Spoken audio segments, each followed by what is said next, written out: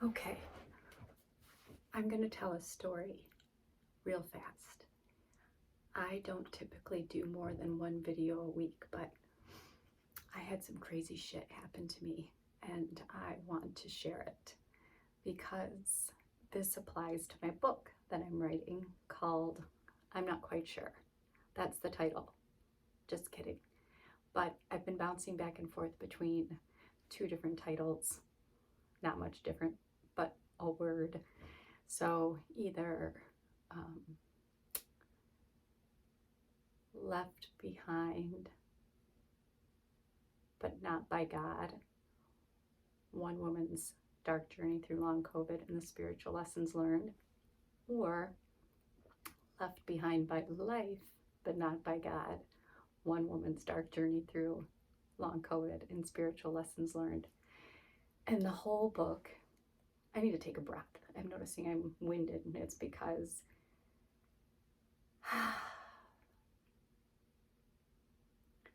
I am talking to a camera. That technique is called sloth talk.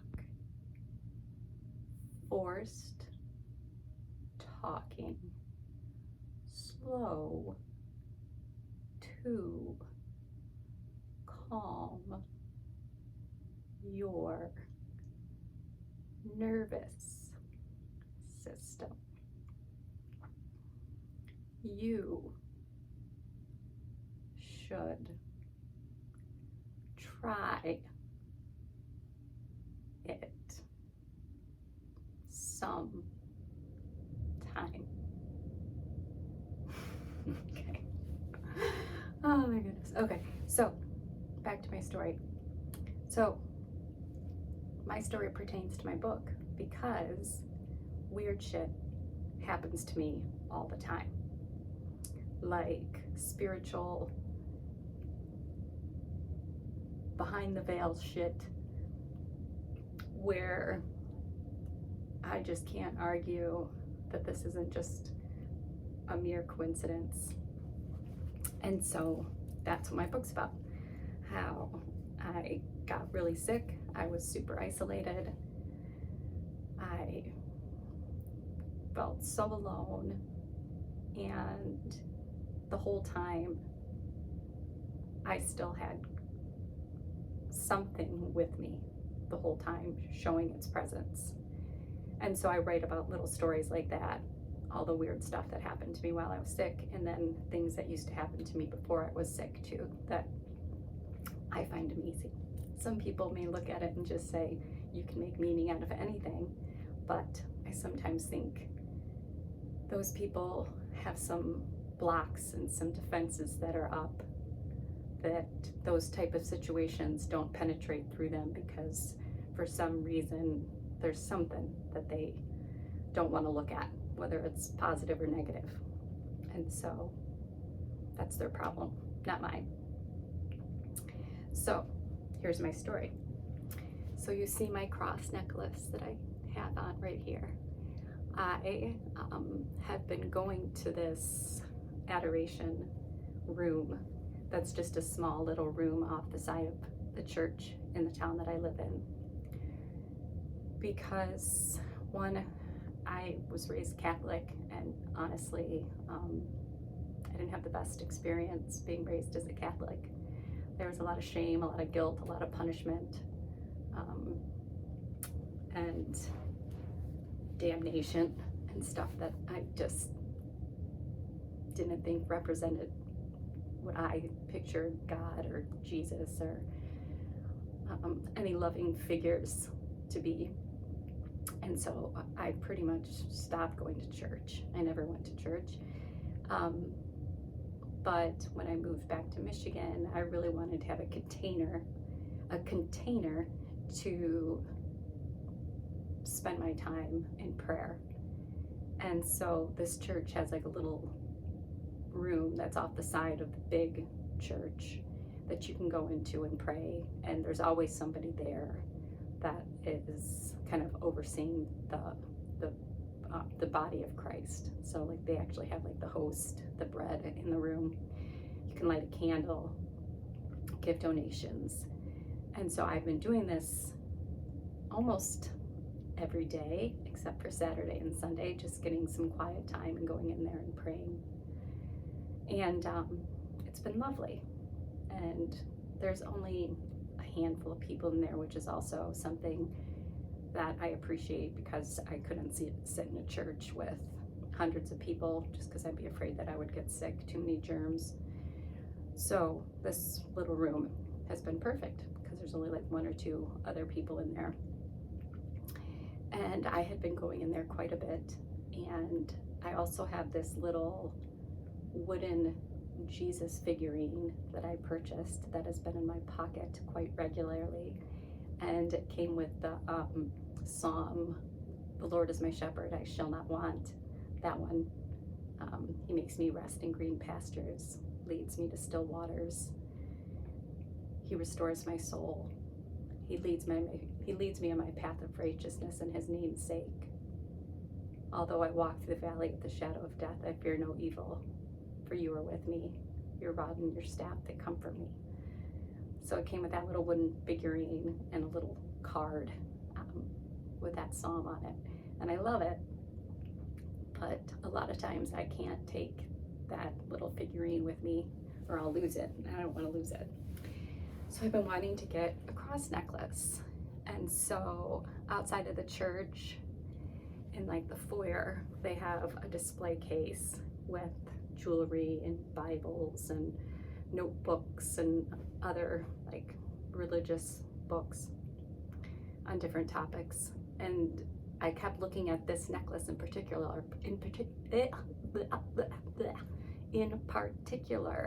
and I really liked it. So I've been eyeballing it forever. And there was just a sign on the display case that said, "Available to be purchased in between the 2 Sunday masses, or call this phone number."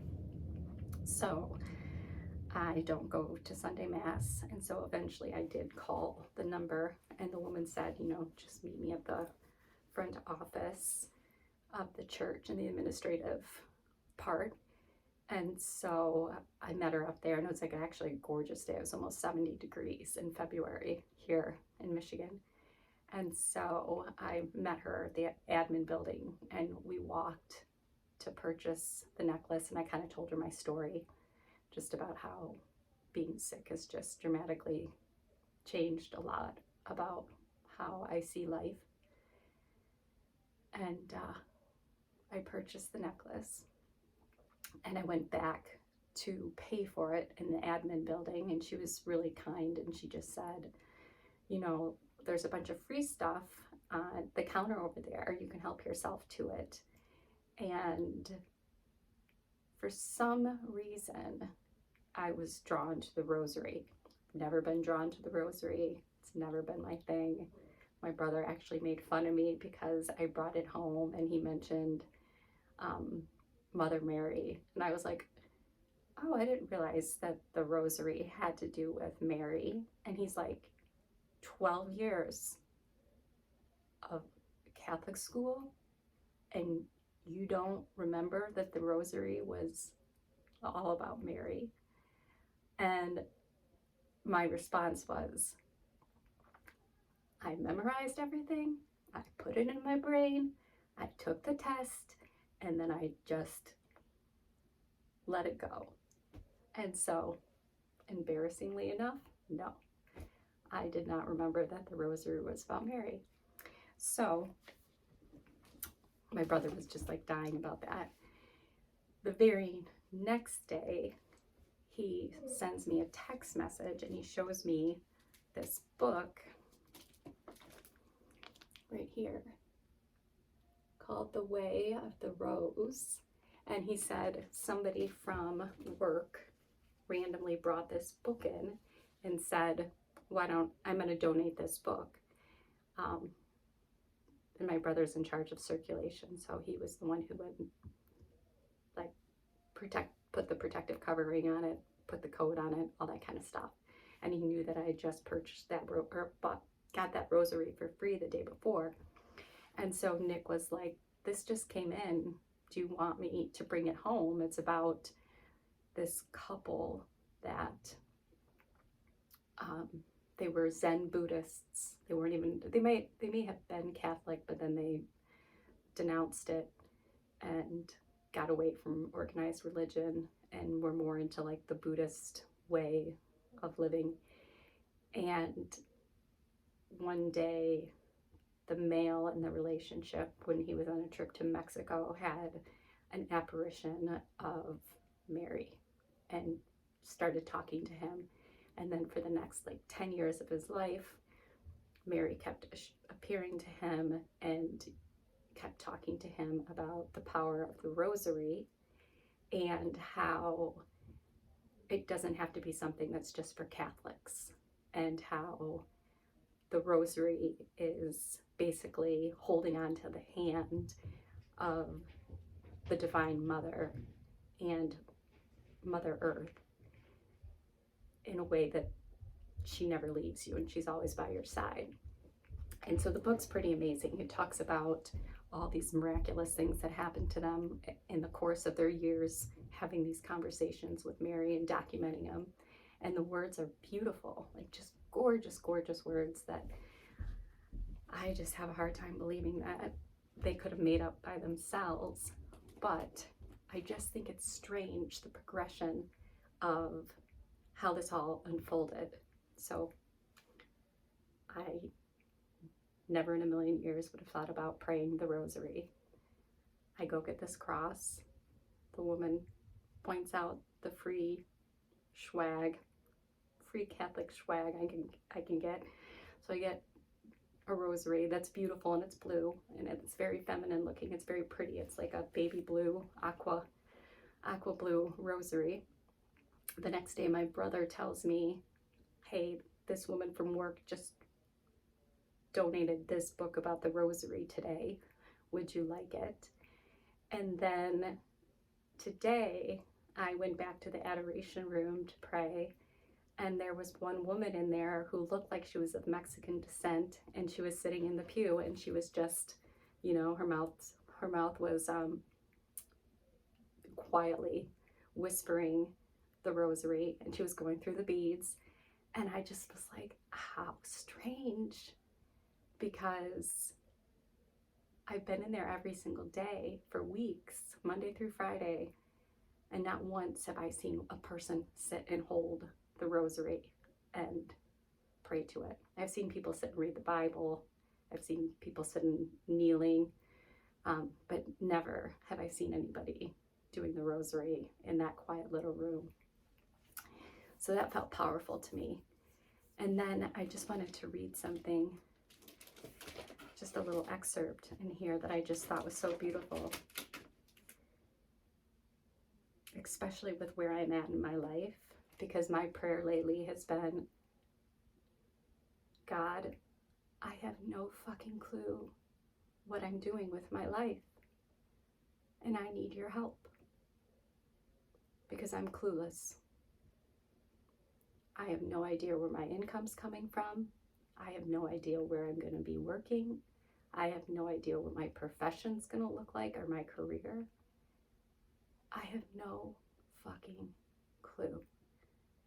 And I've just been putting my hands up in the air every day saying, you got to do this. You got to help me, because under my power alone, I don't know what I'm doing. So this is what the book says, that I just was floored, and I felt like, again, my brother, he keeps bringing me these books that are divine messages. All right, so The Way of the Rose, and this is the excerpt. I understand that you sometimes don't know what to do in the face of change and uncertainty, but you do know what to do. Everybody does. Just take the next right step. There is deep old wisdom in this. Once, walking itself was a conversation with the earth. There was no difference between living and walking then. no difference between knowing and walking. If you took a wrong step, you could feel it in the soles of your feet. Know that there is no problem, even now, that cannot be solved by moving at the speed of life. Not faster nor slower. The rhythm of your footsteps is the heartbeat of the earth. And these are the words of Mary in the apparition that this male had. And I think that they're beautiful and balm for my soul. And there's so much more in here. It talks about how, I don't know if I can get into it, but how walking is the speed of life, how everything else is going outside of the natural rhythm of the speed of life. So driving in a car, in a train, a bus, a plane, all of that stuff is way faster than the speed of life. And we can't expect answers to come any faster than what the speed of life is. And that just makes so much sense to me, because I want the answer right now, and I want it way faster than it's naturally going to come. And thinking about it that way helps me chill and just walk and see what step is next and only look that far. And I think that concept is not new, of course. So many people know this and try and live this way. But just the way this is said, particularly in this book, I just think it's beautiful. And so I said the rosary last night. I actually did the whole necklace. I didn't realize that that's not something that people typically do. I mean, I don't know what I'm doing, but that is a new part of my routine, is saying a part of the rosary and learning about it. And yeah, get this book. It's fascinating. It's really, really good. I read it till 1 o'clock in the morning last night, and I could not put it down. I wanted to just devour it. So that would be my book recommendation. This was a longer talk. If you stick around till the end, muchas gracias, mis amigas and amigos. All right, that's all for now. Thanks. Bye.